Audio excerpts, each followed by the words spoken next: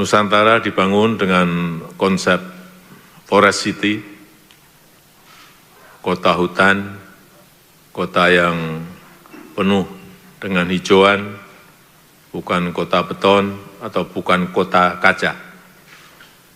Juga Smart City, kota yang ditopang dengan teknologi dalam setiap aktivitas kotanya, dan juga livable city, kota yang nyaman ditinggali. Dan kita merasakan pagi tadi betapa sangat sejuk, dingin, dan segar pada pagi hari ini karena air quality index-nya memang sangat rendah sekali, yaitu di angka 6. Pada maksimalnya di angka 50. Dan hampir banyak kota sekarang ini sudah di atas 50. Kepindahan ke Ibu Kota Nusantara ini juga sudah sering saya sampaikan, bukan pindah fisiknya yang penting, tetapi pindah pola pikir kita, pindah mindset kita, pindah pola kerja kita, bisa bekerja dari mana saja, juga pindah mobilitasnya, karena mobilitas di Ibu Kota Nusantara nanti semuanya memakai kendaraan listrik, dan juga energinya memakai energi hijau. Bangunannya pun juga bangunan di sini semuanya diarahkan ke green building, dan aksesibilitasnya juga diprioritaskan untuk pejalan kaki dan yang naik sepeda. Ekonomi yang akan dikembangkan di Ibu Kota Nusantara juga ekonomi hijau, ekonomi digital yang akan mengiringi pemerintahan di Ibu Kota Nusantara. Ekonomi, sekali lagi, ekonomi hijau, ekonomi digital, data center, financial center, dan yang lain-lainnya.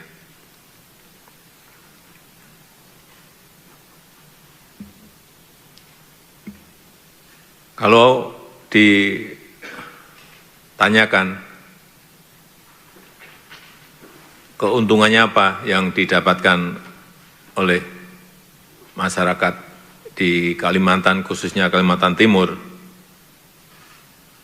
saya kira ini akan mendorong pertumbuhan ekonomi di Provinsi Kalimantan Timur, khususnya Balikpapan, lebih khusus lagi Kabupaten Pasir Panajam Utara. Dan kalau kita tahu,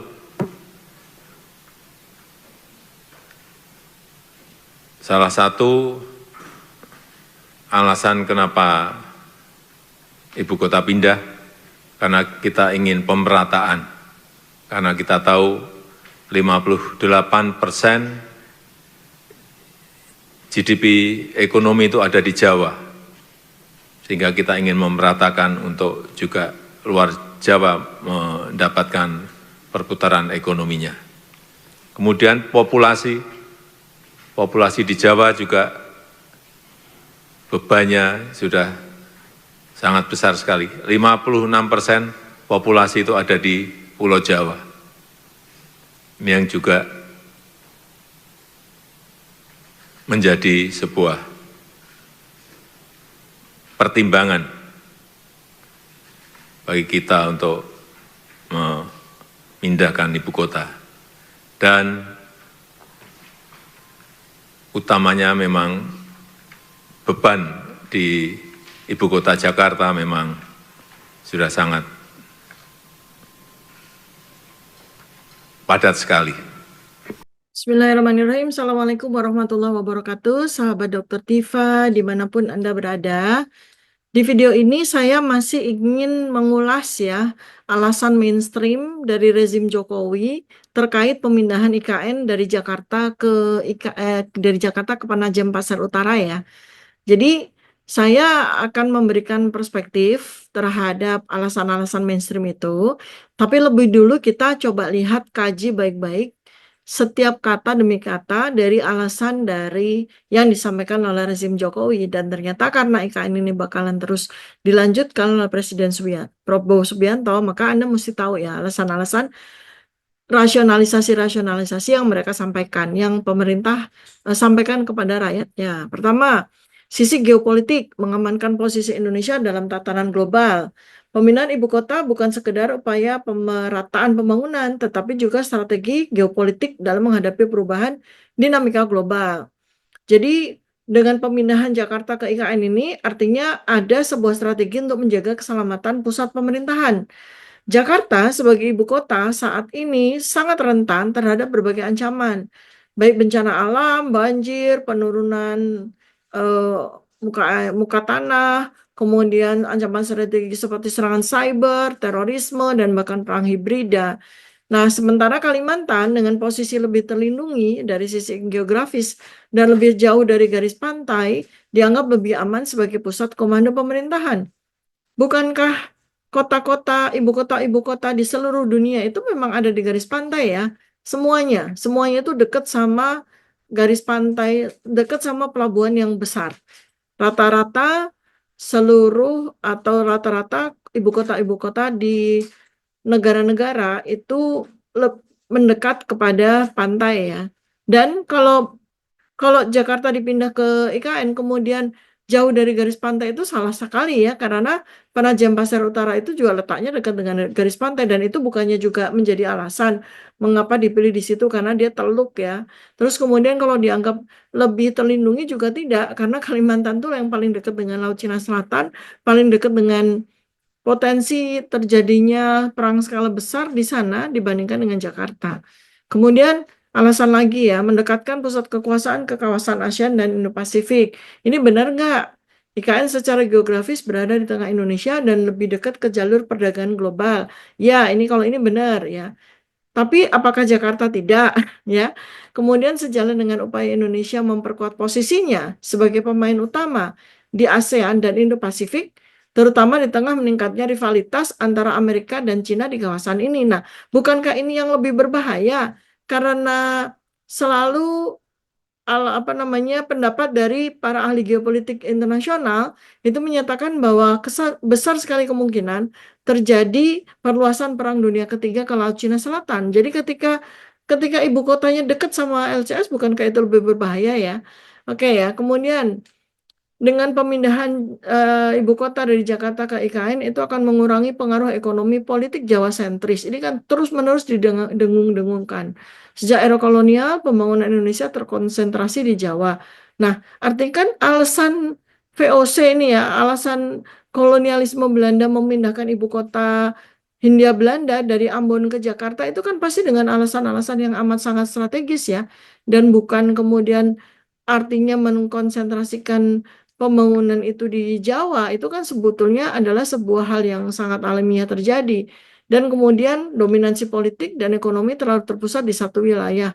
Ini persoalannya bukan soal dominansi politik itu karena Jakarta itu letaknya di Jawa ya. Nanti kalau seperti itu logikanya, maka nanti ketika Penajam Pasir Utara itu menjadi ibu kota, maka nanti sentrisnya ke Kalimantan dong. Kalau konsep berpikirnya seperti itu, dan ini adalah konsep berpikir yang amat sangat keliru. Kalau pemindahan ibu kota dapat dipandang sebagai upaya mendistribusikan kekuasaan secara lebih merata. Ingat, Kalimantan itu luasnya 7 kali lipat Jawa loh. Kalau sampai ibu kotanya dipindahkan di sana, dan kemudian alasan ini yang dipakai, bukankah nanti itu malah tambah tidak merata, karena semua terserap di Kalimantan kan, semua resources, semua sumber daya itu akan terserap di Kalimantan. Terus pembagiannya bagaimana? Sedangkan Jakarta kan semuanya tumpah ke kota-kota lain dan ke pulau-pulau lain. Sementara kalau Kalimantan dengan luasan pulau Kalimantan yang seluas itu, kemudian ada ibu kota di situ, ya segala sumber daya akan terserap ke situ kan. Mestinya ya. Kemudian ada bakal ada transformasi ekonomi, kemudian pembentukan pusat-pusat ekonomi baru yang terkontrol. Kalau ini alasannya juga kan tidak rasional ya. Terkontrol maksudnya gimana? Karena sebenarnya pusat-pusat ekonomi yang terjadi itu, pembentukan pusat-pusat ekonomi itu kan terjadi secara alamiah. Katakanlah kita misalnya tidak memindahkan Jakarta. Apakah Papua akan terus tertinggal? Tidak. Apakah Sulawesi akan terus tertinggal? Tidak. Mereka nanti akan menemukan kemajuannya sendiri. Karena ini yang terjadi dengan di era teknologi. Jadi pemerintah atau rezim yang lama bilang IKN bukan sekedar kota pemerintahan baru, tetapi juga dirancang sebagai pusat ekonomi berbasis digital, green, dan berorientasi masa depan. Menciptakan Silicon Valley versi Indonesia, kan itu ya jargon-jargonnya atau promosi-promosinya ya. IKN diproyeksikan menjadi pusat ekonomi berbasis teknologi dan inovasi, ya kan? Seperti yang selama ini Jokowi promosikan kemana-mana itu ya. Dengan ekosistem yang mendukung industri berbasis data, kecerdasan buatan AI, energi hijau. Ini merupakan upaya untuk menciptakan brain drain reversal, yaitu menarik kembali talenta terbaik Indonesia yang selama ini banyak bekerja di luar negeri. Apa hubungannya dengan pemindahan ibu kota dari Jakarta ke IKN ya? Kalau memang ingin brain drain reversal ya artinya memberikan mereka kesempatan dengan memberikan gaji yang besar sebagaimana yang dijanjikan oleh negara-negara lain terhadap talenta-talenta bagus ya. Kenapa mereka lebih senang di luar negeri? Bukan karena soal Jakartanya, tetapi karena soal penghasilan, kemudian kesempatan maju dan sebagainya tidak ada di Indonesia. Jadi bukan itu. Kemudian ekonomi hijau dan energi terbarukan. IKN akan menjadi model kota berbasis energi terbarukan dengan 100% listrik diharapkan berasal dari sumber energi bersih seperti tenaga surya dan hidro. Dengan dunia semakin mengarah ke ekonomi hijau, memiliki ibu kota yang sesuai dengan tren ini memberikan keuntungan diplomasi dan investasi. Kan kalau intinya itu adalah persoalan listrik dan tenaga surya dan sebagainya, itu bukan alasan yang kuat untuk memindahkan ibu kota di Jakarta ke IKN kan, karena di Jakarta pun juga bisa dilakukan itu. Kemudian meningkatkan otonomi ekonomi dari Jakarta. Saat ini Jakarta dan sekitarnya menyumbang hampir 60% dari PDB nasional. Pemindahan ibu kota akan membuka peluang baru bagi Kalimantan dan Indonesia Timur untuk berkembang sebagai pusat ekonomi baru. Artinya kan pindah, bukan bertambah kan? Pindah, bukan bertambah gitu. Lalu apalagi ekologi dan keberlanjutan, menyelamatkan Pulau Jawa dan mencegah kerusakan ekologis. Artinya Pulau Jawa terselamatkan nih kalau dalam kita mengikuti bahasa mainstream mereka ya. Jadi Pulau Jawa itu terselamatkan, tapi Pulau Kalimantan menjadi tidak terselamatkan dari bencana ekologis kan seperti itu ya. Kemudian overpopulasi dan overeksploitasi Jawa. Apakah nanti ketika ibu kotanya pindah ke Kalimantan tidak terjadi overpopulasi dan overeksploitasi juga? Mengingat teknologi itu akan membuat banyak sekali sumber daya yang memungkinkan terjadinya overpopulasi dengan cepat ya. Jadi deforestasi Kalimantan akan terus terjadi sementara Jawa juga belum tentu juga akan sembuh dari kerusakan ekologinya. Dan apakah benar kerusakan ekologi terjadi di Pulau Jawa? Bukankah itu juga bisa dilakukan perbaikan-perbaikan tanpa harus memindahkan ibu kota dari Jakarta ke IKN?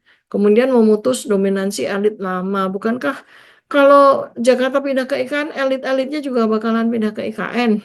Apa elitnya bakalan ditinggal di tempat lain? Kan tidak ya. Kemudian dari sisi aspek keamanan nasional dan kontrol negara. Memangnya kalau ibu kota dipindah terus kemudian keamanan nasional dan kontrol negara juga menjadi terbaiki kan tidak juga gitu. Jadi banyak sekali rasionalisasi yang dikemukakan oleh rezim lama dan diteruskan oleh pemerintahan Pak Prabowo ini gitu ya.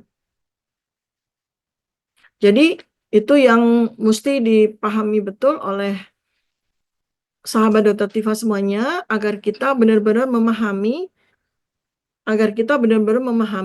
situasi yang terjadi dan alasan-alasan yang dikemukakan oleh pemerintah, kenapa sih ada rasionalisasi, kenapa Jakarta mesti pindah ke IKN gitu ya. Jadi mudah-mudahan Anda ketika mengikuti video-video saya akan lebih tercerahkan dan mendapatkan insight sehingga Anda terus bersama dengan saya untuk mengasah kecerdasan kita semua terhadap keadaan-keadaan yang terjadi di negara kita tercinta ini. Terima kasih. Assalamualaikum warahmatullahi wabarakatuh. Salam kebenaran.